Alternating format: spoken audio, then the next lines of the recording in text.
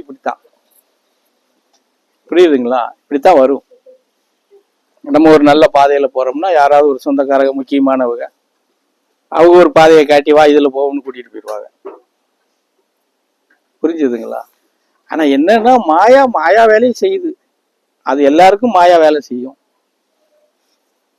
அதை தெரிஞ்சு நம்ம அதுல இருந்து விலகி போகணும் அப்படிங்கிற வித்தையை மாத்திரம் நம்ம கத்துக்கிறோம். அவ்வளவுதான். மாயாவுக்கு கொடுத்துருக்கிற வேலை அதுதானே. என்ன சாமி? அது வேலையை அது கரெக்டா செய்யும். அது யாரு மூலையானாலும் செய்யும். பெத்த புள்ள மூலியமா செய்யும், சொந்தக்காரங்கள மூலியமா செய்யும், பக்கத்துல இருக்கிறவங்க மூலியமா நடத்தும். நம்ம எரிச்சல் அடைஞ்சு பேசிட்டோம்னு சொன்னா 2 பேரும் சண்டை போட்டுக்கிட்டு நிக்கணும். புரியுதானே சொல்றது? இப்படி எல்லாம் வரும். அது சித்தாந்தத்துக்குள்ள வந்துட்டோம்னா நமக்கு அந்த நிதானம் கிடைக்கும். எந்த ஒரு விஷயத்துக்கும் நிதானமா அமைதியா புரிஞ்சு அதை நம்ம சரி பண்ணிட்டு போயிட்டே இருக்கலாம். கோவப்படுற இடத்துல கோபமும் படணுங்கிற அவசியம் இல்லை. கோவப்படாம நாம எதுக்கு அங்க போனா கோவப்படணும், அதுல இருந்து நம்ம இப்படி விலகி போயிருவோமே அப்படின்னு போய் இது சித்தாந்தத்துல காட்டி கொடுக்கிற வழிமுறை, நடைமுறை இதுதான். சரியா? இதை தெரிஞ்சுக்கோங்க. மாசம் மாசம் பூஜைக்கு வாங்க. அமாவாசை பௌர்ணமி பூஜை கம்பல்சரியா இங்க நடக்கும். 100 பேர் இருந்தாலும் நடக்கும், 4 பேர் இருந்தாலும் பூஜை நடக்கும். இங்க கூட்டம் இருந்தா தான் பூஜைங்கிறதெல்லாம் கிடையாது. 2 பேர் இருந்தாலும் பூஜை நடக்கும். இது சீர்திருத்தம் ஆகி போச்சு இல்ல. சீர்திருத்தம் பண்ற இடத்துல கூட்டம் சேராது. புரிஞ்சுக்கோங்க. சரியா? எப்படி வேணாலும் இருக்கலாம்னா அங்க கூட்டம் நிறைய சேரும். இன்னைக்கு எங்க கணக்கு மீட்லயே அதான் நடந்துட்டு இருக்கு. இன்னைக்கு எங்க கணக்கு மீட்ல இன்னைக்கு லட்சக்கணக்கில் கூடுறதுக்கு காரணம் என்னன்னா, யாரும் எப்படி வேணாலும் வந்துட்டு போ. எப்படி வாரவன் எப்படினாலும் ஒரு அரிசி எடுத்து போட்டுற போற, 10 கிலோ காய்கறி வாங்கி போட்டுற போற, நீ வாங்கி போடுறத நாங்க பொங்கி போடுறோம், தின்னுட்டு போ. இன்னைக்கு கணக்கு மீட்ல அதுதான் நடந்துகிட்டு இருக்கு.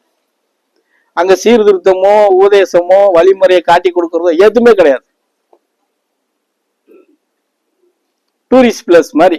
டூரிஸ்ட் பிளஸ் தான், பிளஸ் மாதிரி இல்ல, டூரிஸ்ட் பிளஸ் தான். அன்னைக்கு பழனி போறவங்க பூரா அங்க போய் ஒரு முட்டி அப்படி போய் அப்படி வராங்க. அவ்வளவுதான். எல்லாம் இருக்கு இல்லையா? பழனிக்குள்ள போனா காசு கொடுக்கணும். இங்க நல்லா சாப்பிட்டு நல்லா தூங்கி எழுந்திரிச்சிட்டு காலையில சாப்பிட்டு போலாம் காசு இல்லாம. அதனாலதான் அங்க கூட்டம் போய்கிட்டு இருக்கு. வேற அங்க ஒண்ணும் கிடையாது. எங்க சாமி நினைச்சதுல அங்க இப்ப எதுவுமே கிடையாது. அவர் இருந்த காலத்துல அவர் நினைச்சது, எப்படியெல்லாம் இருக்கணும்னு அவர் சொன்னது, எப்படியெல்லாம் அவர் ஆசைப்பட்டாரோ அது இன்னைக்கு அங்க எதுவுமே கிடையாது. அவர் இருக்கும் போதுன்னா அது வேற மாதிரி இருந்தது. அவர் வேற பாசையில பேசுவாரு, மட்டையை கையில எடுத்துக்கிட்டு விரட்டுவாரு, மானங்கிட்ட கேள்வி கேட்பாரு. புரியுது என்ன சொல்றது? அதனால இவ்வளவு கூட்டம் போக முடியாது இல்லையா? மிஞ்சியும் போனா 500 தாண்டாது சாமி இருக்கிற காலத்துல. அந்த அமாவாசை பௌர்ணமிக்கு தான் ஒரு 1000 1500 பேர் போவாங்க. அதுவும் அப்பைக்கப்ப விரட்டி விட்டுருவாரு, தங்க விட மாட்டாரு. வந்துட்டியா 1 மணி நேரம் 2 மணி நேரம் ஓடி போயிரு, விரட்டுறா ஓடுறா முடுக்கடான்னு முடுக்கி விட்டுருவாரு. புரியுதுங்களா? அதனால நல்லா இருந்தது. இன்னைக்கு சொன்ன மாதிரி எல்லா வசதியும் உருவாக்கி வச்சதுனால சௌரியமா இருக்கு இப்போ. ஆமா. அதனால கணக்கு கமிட்டி கூட இன்னைக்கு சித்தாந்தமா போகுதா அப்படின்னா இல்லை. நான் ஓப்பனா பேசுவேன். என் குருநாதருங்க இடம்ங்கிறதுனால பொய் பேசணுங்கிற அவசியம் எல்லாம் கிடையாது. இல்ல, உண்மையை தானே பேச முடியும். அங்க இன்னும் சொல்ல போனா எல்லா வியாபாரமும் நடக்கு. இன்னைக்கு கணக்கு கமிட்டியில எல்லா வியாபாரமும் நடக்கு. கடையெல்லாம் பொம்மை தான் விற்கிறான்னு நினைச்சுக்கிட்டு இருக்காதீங்க. கஞ்சா விற்கிறாங்க, பாட்டில் விற்கிறாங்க, எல்லாம் விற்கிறாங்க. கேட்டா வருமானம். அதை நோக்கிதான் போய்கிட்டு இருக்கு. அப்ப அங்க நம்ம சாமியை குறை சொல்ல முடியுமா? சொல்லுங்க பாப்போம்.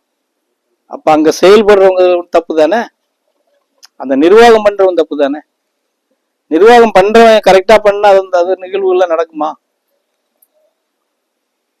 எனக்கு தேவை பணம் வந்தா போதும்னு இருக்கிறாங்க. அதனால எல்லாமே நடக்குது.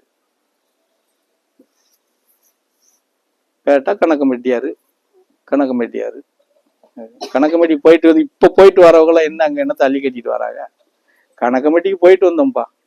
எப்படி இதை தாண்டி வருதுன்னு சொல்லிடுவாங்களா?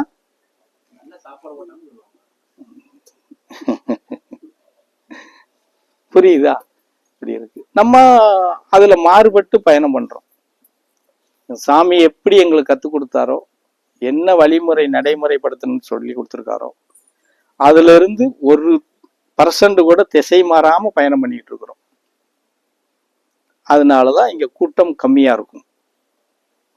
கண்டிஷன் இருக்கு இல்லையா?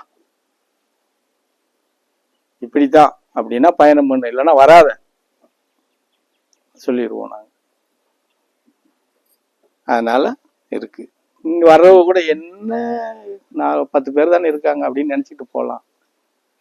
அப்படிதான் நினைப்பாங்க. ஜனங்க கூட்டம் இருந்தா தானே மரியாதை. நிறைய கூட்டம் வந்தா தான் எப்பா ஆமாப்பா அப்படி வருதுப்பா இப்படி வருதுப்பா அப்படிம்பாங்க. கூட்டம் கம்மியா இருந்தா என்ன 4 பேர் உட்காந்துட்டு ஏதோ பேசிட்டு இருக்காங்க அப்படின்னு சொல்லுவாங்க. ஆனா நாங்க அதை பத்தி வருத்தப்பட மாட்டோம். எங்களுக்கு தேவை சித்தாந்த விதி பிரகாரம் நெறிமுறையோட தனி மனித ஒழுக்கத்தோட இங்க பயணம் பண்ணாலும் மாத்திரம்தான் பயணம், இல்லைன்னா இல்ல. 1 மாசம் 2 மாசம் 3வது மாசம் இங்க வரமாட்டாங்க. அவங்க ஏதோ ஒரு காரணத்தை வச்சு அங்கேயே லாக் பண்ணிடுவோம். ஆமா, இதுதான் இங்க இருக்கிறது. நம்பி பயணம் பண்ணுங்க. அவரை ஒரு குறைபாடுகளை என்னவோ பார்த்துக்கிறலாம். சரியா? ஃபர்ஸ்ட் முறையிட கத்துக்கோங்க. நம்ம குறைகளை முறையிட கத்துக்கோங்க. ஏன்னா எல்லாரும் ஒரு வார்த்தையை கத்து வச்சிருக்கிறீங்க. இந்த எங்க புண்ணியவதி இந்த 10 பேர் அதை கூட கத்து கொடுத்துருவீங்கன்னு நினைக்கிறேன். புதுசா வரவங்களுக்கும் எல்லாமே சாமிக்கு தெரியும், அவர் பார்த்து தெரிஞ்சுக்கிடுவாரு அப்படின்னு சொல்லி கத்து கொடுத்துறாதீங்க. என்ன அப்புறம் உங்களை மாதிரியே அவெல்லாம் வாய மூடிக்கிட்டே இருக்க போறாங்க. கேட்டா உங்களுக்கு தெரியாது என்னது இருக்கு சாமி அப்படின்னு சொல்லிக்கிட்டு உட்காந்து இருக்காதீங்க. உண்மையை பேசுங்க, சொல்லுங்க. குறைய கொட்டுறதுக்கு தானே. எனக்கு இப்போ அந்த பரதேசி உங்கள்ட்ட இது இருக்குன்னு தெரிஞ்சுக்கிறேன்னு வச்சுக்கோங்களேன். இப்போ இந்த அம்மாட்ட ஒரு குறை இருக்குன்னு சொல்லி இப்ப இத்தனை பேத்துக்கு முன்னாடி நான் சொல்ல முடியுமா? சொன்னா அந்த அம்மா ஏத்துக்கிறோமா? என் கூட சண்டைக்கு வந்துடாது. அந்த ஆணா இருந்தாலும் பெண்ணா இருந்தாலும் அதுதானே. புரிஞ்சதுங்களா?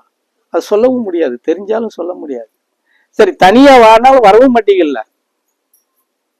தனியா ஒரு நாளைக்கு போவோம், பிரச்சனை எல்லாம் என்னன்னு நான் சொல்றேன் அப்படின்னு சொன்னாலும் வரமாட்டீங்கல்ல. எங்க சாமி வர முடியுது? அந்த வேலை இந்த வேலை, அங்க போறோம் இங்க போறோம் அங்க போறோம்பாங்க. கடைசியில பார்த்தா டிவிக்கு முன்னாடி உட்காந்து சீரியல் தான் பார்த்துட்டு இருப்பாங்க. அது ஒரு பெரிய வேலையா சொல்லிட்டு இருப்பாங்க நம்மகிட்ட. புரியுதுங்களா? என்ன அந்த மாதிரி நடைமுறையில சிக்கல் நிறைய இருக்கு. அதை நம்ம வழிமுறையில கொண்டுட்டு போறதை பொறுத்து தான் இருக்கு. சரிங்களா? ஆமா, இது எல்லாரும் மனசுல வச்சுக்கோங்க. அமாவாசை பௌர்ணமி பூஜைக்கு உங்க வாட்டுக்கு வாங்க. நாங்களும் நீ அவர் சொன்ன மாதிரி நாங்களும் நீங்க 4 நாள் இருந்தாலும் சோறெல்லாம் போடுவோம். இல்லைங்காம என்ன உங்களவே பொங்கி பொங்கி சாப்பிட சொல்லுவோம். என்ன சாமி, நாங்க பொங்கி போட மாட்டோம். அரிசி இருக்கு, பருப்பு இருக்கு, அடுப்பு இருக்கு, பொங்கிக்கோங்க, சாப்பிட்டுக்கோங்க. அப்படித்தானே? ஆமா, சாப்பிட்டு முடிச்சுட்டு பாத்திரத்துல நல்லா கழுவி போட்டு போங்கன்னு சொல்லுவோம். இப்ப வேற என்ன சொல்ல முடியுஞ்சாமே? அந்த காலத்துல எல்லாம் கட்டிச்சோறு கட்டிட்டு தான் கோயில் குளத்துக்கு போவாங்க இல்லையா? எனக்கு விவரம் தெரியற நாள் வரைக்கும் நான் நிறைய பார்த்திருக்கேன். வெள்ளை துணியில கட்டிச்சோறு கட்டிக்கிட்டு தான் கோயில் குளத்துக்கு போவாங்க. திருச்செந்தூருக்கு போனாலும் சரி, பழனி போனாலும் சரி.